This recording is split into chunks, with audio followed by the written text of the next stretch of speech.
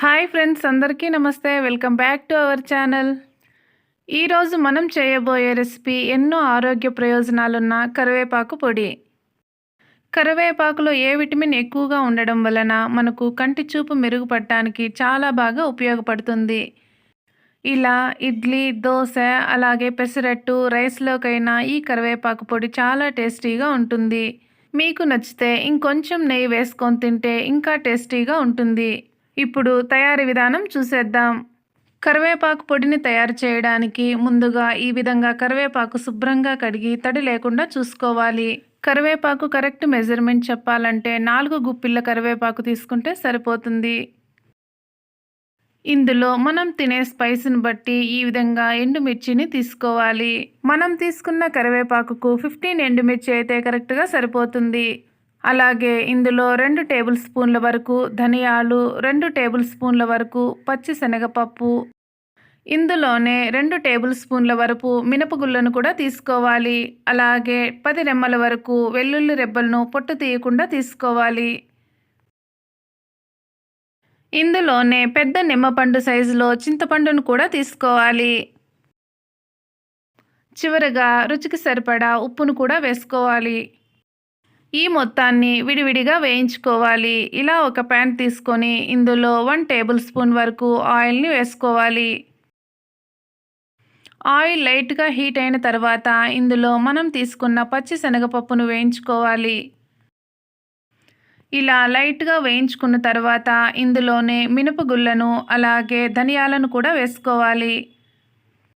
ఇలా వేయించుకునేటప్పుడు మంటను medium to లో ఫ్లేమ్లో మాత్రమే పెట్టుకోవాలి. ఇలా తక్కువ మంట పైన వేయించడం వలన మనకు మంచి స్మెల్తో పాటు కలర్ కూడా చేంజ్ అవ్వకుండా ఉంటుంది. ఇలా కలర్ వచ్చినప్పుడు దీనిని ఒక ప్లేట్లోకి తీసుకుందాం. అదే ప్యాన్లో మనం తీసుకున్న చింతపండు అలాగే వెల్లుల్లి రెబ్బలు, ఎండుమిర్చిని కూడా ఇందులో వేసుకోవాలి. ఇలా ఒకసారి చేసి పెడితే మనకు కూరలు వండడానికి టైం లేనప్పుడు, ఎక్కడికైనా జర్నీ వెళ్ళేటప్పుడు కానీ ఈ పొడి చాలా బాగా ఉపయోగపడుతుంది. ఇక్కడ చూపించిన విధంగా ఇలా లైట్ కలర్ వస్తే సరిపోతుంది. వీటిని కూడా ఒక ప్లేట్లోకి తీసుకోవాలి. అదే ప్యాన్లో మరొక టేబుల్ స్పూన్ వరకు ఆయిల్ వేసుకొని మనం తీసి పెట్టుకున్న కరివేపాకును వేసుకోవాలి. కరివేపాకును వేయించుకునేటప్పుడు మంటను లో ఫ్లేమ్లో పెట్టుకొని వేయించుకోవాలి. ఎందుకంటే మనకు కలర్ చేంజ్ అవ్వకుండా కరివేపాకు గ్రీన్గానే ఉంటుంది. కరివేపాకు జుట్టు రాలే సమస్యను తొలగించడమే కాకుండా మనం తిన్న ఆహారం ఈజీగా డైజెస్ట్ అవ్వడానికి కూడా ఉపయోగపడుతుంది.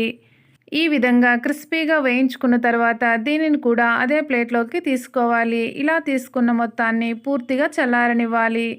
ఇలా పూర్తిగా చల్లారిన తర్వాత పొడి చేసుకోవడం వలన మనకు ఎక్కువ రోజులు నిల్వ ఉంటుంది. ఇక్కడ గమనించినట్లయితే మనకు కొద్దిగా కరివేపాకును ఇలా నలిపినప్పుడు పొడి పొడిగా ఉండాలి. అలా ఉంటేనే మనం పొడి చేసుకోవడానికి వీలుగా ఉంటుంది. ఇలా ఒక మిక్సీ జార్ తీసుకొని ఇందులో తెమ్మ లేకుండా చూసుకోవాలి. ఇందులో మనం చల్లారబెట్టుకున్న ఇంగ్రీడియంట్స్ మొత్తం వేసుకోవాలి. ఇలా మొత్తం అన్ని ఇంగ్రీడియంట్స్ వేసుకున్న తర్వాత చివరగా రుచికి సరిపడా ఉప్పును కూడా వేసుకోవాలి. ఈ మొత్తాన్ని మరీ బరకగా మరీ సాఫ్ట్గా కాకుండా ఈ విధంగా మీడియంగా గ్రైండ్ చేసుకోవాలి. చూసారుగా, ఈ విధంగా ఉంటే సరిపోతుంది. ఇలా ఉంటేనే మనం తినేటప్పుడు పంటికి తగులుతూ టేస్ట్ చాలా బాగుంటుంది.